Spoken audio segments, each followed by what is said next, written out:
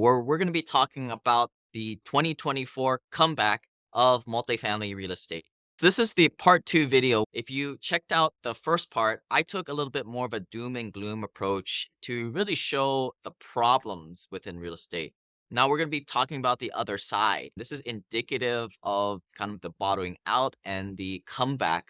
And this is the part where sophisticated investors are getting back into the game. Blackstone just came out and said, hey, this is when we're going in at this point. Maybe you're an investor out there that's new. Don't make the mistake of just sitting it out for the next 2 years and being one of those guys, because we know those guys. They're always the ones perpetually typing late at night on the doom and gloom forums and saying the world's going to end and America's going to go down and because there's too much debt. Look, if you're somebody who's under a couple $1 million net worth, you got to go, right? You got to invest your money. You can't just put it into gold and have it do nothing. So let's talk about multifamily real estate. Where are we at now? No sugarcoating this stuff. Multifamilies have a tough run. If you look at ITR Economics sine curve chart, they're putting multifamily at the bottom of the trough. It's hit its what we call a hard landing. And this is all caused by interest rates hitting a 40-year high and the quickest increase in history. Definitely categorized as a black swan event. We've seen property prices across the country come down 30% off of the highs. Now, speaking for myself as a buyer of multifamily real estate, we haven't really bought anything since the summer of 2022 when interest rates start to go up. Most notably because of the leverage that I used to get at 70% plus isn't around right now. And it's more in the 50% range, meaning that I can't really make the deals work to get the return on investment I'm looking for or for our investors. Therefore, I've just been sitting here waiting, which is maybe just a personal anecdote or indicative why the transaction volume came down to a fraction of what it was. And again, prices and cap rates are a byproduct of supply and demand. And right now, demand or us, the buyers, aren't buying. And this is why prices have taken a huge hit. And boy, has it been a wild ride this past year. But believe it or not, much of this storm might have already been behind us. Now, one of the mistakes I think some investors go after is they go after cash flow, where I get it. I was there at one time personally when I wanted to just quit my engineering job that I didn't like. I wanted to replace my income with cash flow from my investments. And this is a little bit of a nearsighted thing that I've learned over the years myself. And I try and teach these lessons to some of our investors in our community. But if you start to interact with higher net worth people who have a robust portfolio, they're not worried about the cash flow. Why? Because they have their day job or they have a big portfolio that brings in more than enough cash flow, even in difficult times. And this is the part of the whole idea of playing the long game, eyeing growth over the next decade, as opposed to the little cash flow checks you get every month or every quarter. You still may be holding on to the side of the pool and say, I want cash flow. I don't care. That's fine. But just know that this transition happens over the long term. And maybe it takes most investors maybe about 5 years to get there. And from what I've seen from our investor base, to have this mindset transformation. But I'm just letting you guys know, because that's what I do here on this channel is trailblaze ahead and see what the higher net worth people are doing, 3 to 5 million, then 10 plus million. What are the strategies that they're doing now and bring it back to you guys? So hopefully we can somewhat decrease the learning curve and cut the learning cycles down for you guys. Or just like me, have you learned from my experience of not buying 11 pain in the butt turnkey rental properties and maybe just buying one of those things and checking it off and moving off to more scalable investments, right? This is the whole idea. Learn from other people's mistakes, including my own. But let's dig into some of the data with multifamily. The rents are on the rise. Despite challenges, projections like those from Yardi Matrix are showing positive rent growth for 2024. Yes, there's a ton of new supply hitting, as we mentioned in the past video, but it's not all doom and gloom. And I think this is where we need to look at individual markets, more on emerging markets where population growth and economic growth is coming in. And these are the times where we need to zero in on specific markets. The next thing is expense growth is slowing down. And this is the big thing a year ago when you had inflation hit double digits. Things just costed a heck lot more. especially with taxes and insurance. We saw this big run up. And specifically, I'm seeing certain sectors where the taxes are, we always readjust our taxes and try and fight them. And we're seeing homeowner relief bills here, they're coming up. I'm citing one from Texas where there is some relief for us as owners, where there is legislation to bring down some of these property taxes back to earth to some extent. Additionally, on other fronts, we're not seeing that rapid growth of expenses and we're seeing somewhat of a leveling out, which is great, especially for newer acquisitions where you're able to better accurately predict on what they are as opposed to being in a increasing type of environment. Another thing that we're starting to see is interest rates are starting to dial back. Now, even though the Fed has not dropped back the interest rates off the highs at where they are now, you're seeing the 10-year treasury, which is really indicative of what the interest rates are within the capital markets, start to come off of those highs. We just were running some quotes on one of our projects the other day, and I was surprised that we could get under 6% on that particular project. Now, we're still far way off, and I don't think interest rates will be dropping from the Fed's perspective until the summertime. But we're seeing some of this pressure coming off. The cause and effect of this is that this will bring the buyers back into the market. And this is why one of the reasons why I'm sounding the drums. We are starting to really seriously look at some deals that are coming through the hopper right now.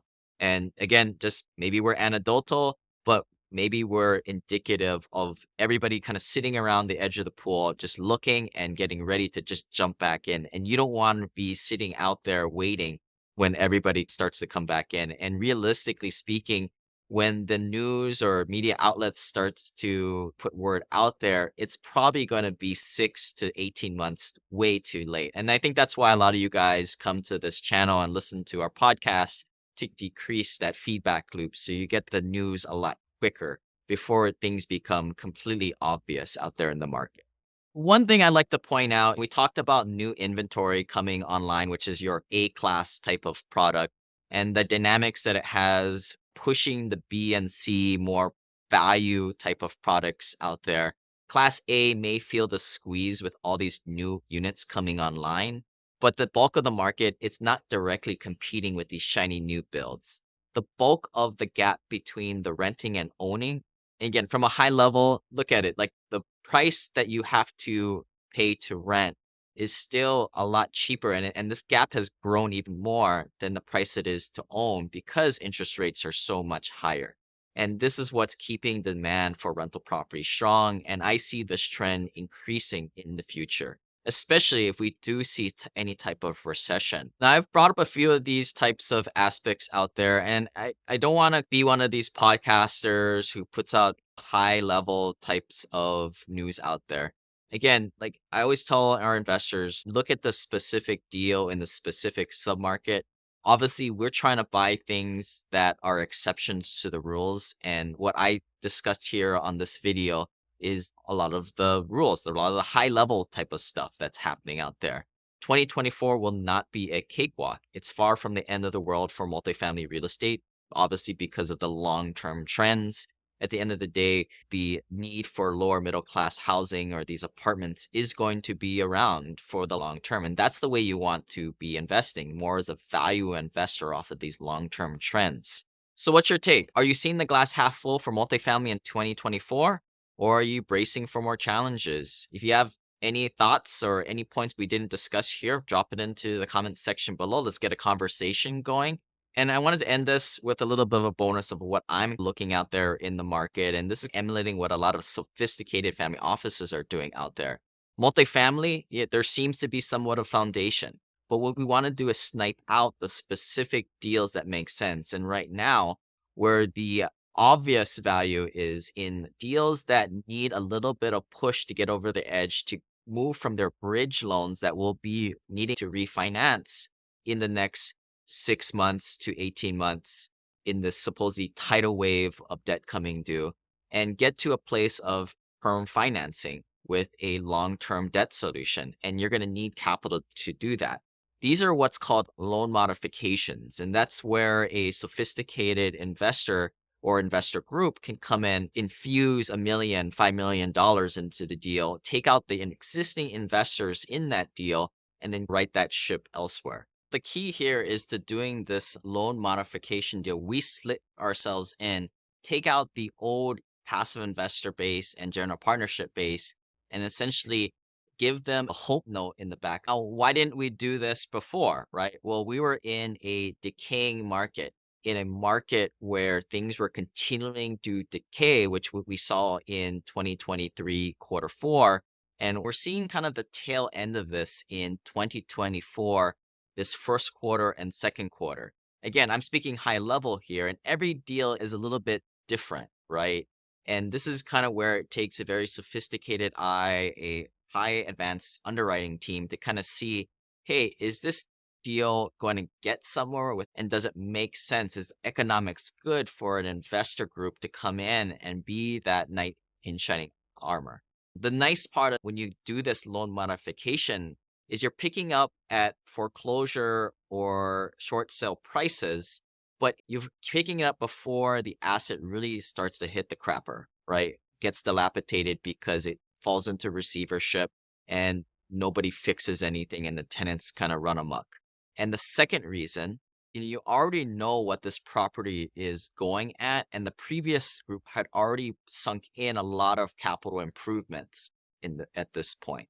And maybe there's even some CapEx money that's still locked up with the lender that you can get access to some extent. Now, it's just unfortunate for investors previously in there, but for the new money coming in, it can be amazing returns. And you couple this with now you know what the problems were in the first place. So instead of going into a fresh new deal where there's still some skeletons in the closets and unknowns, in this case, there is a lot less uncertainty, especially when you're going into perm financing. You're taking that entire element of renewing debt out of equations at this point. We don't know where cap rates are going to be in the next year or two, but what we do know, the cap rates should fall back to where they were, meaning that if you can hold out for 3, 4, 5 years or more, the grass is very green on that side. And the loan modification technique, in addition to just picking up properties that fell through that loan modification stage and just went through foreclosure or just were sold at it from a distressed state, are great, amazing pickups that we are also taking a look at. So this is kind of where the glass is half full mentality, but for specific types of sniped out opportunities out there. So if you guys are interested in kind of getting more information about this, kind of seeing what we're seeing out there, you can join our group at thewealthelevator.com/club. I'd like to get to know you better. We offer a free complimentary onboarding call with myself. We can kind of go through your tax situation. But yeah, if you have any comments, type it into the box below and let's have a conversation. Are you on the doom and gloom side, or are you on the, hey, this is the time when the naysayers are out there sitting on their butts and this is the time to get after it. After all, that's what the pros are doing out there like Blackstone. We'll see you guys on the next video and we'll talk to you next time.